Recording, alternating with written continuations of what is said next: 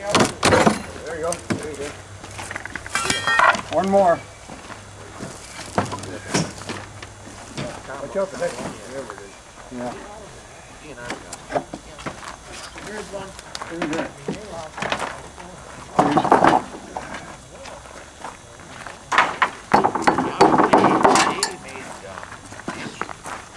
It's hard to believe when you look at this stuff and you see, look at these nails and you realize that they were put in there 120 years ago by some carpenter. All steel cut. Some of them weren't even rusted, you know? 1890 is when it was rebuilt, so that's 120 years ago by my calendar. You might be able to pull it out.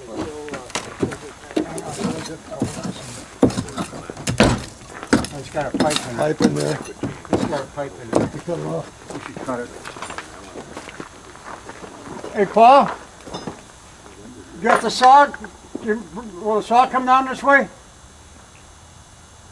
The whole inside was paneled with. Where do you want it, Gil? We just got one cut to make sure as I see it. You see it? And I don't know if that's 1854 or 1954.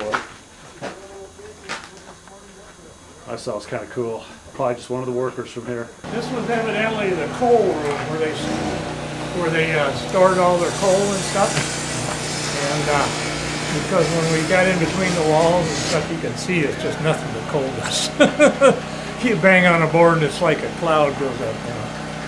But this was also a workshop area in here too. Most of it will be hauling now. Get those door sections out, get this pile of beaded board that's all clean. Clean a little bit more of the inside and outside trim and we're done.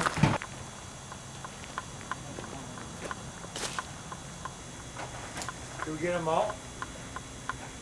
I'll try to wait.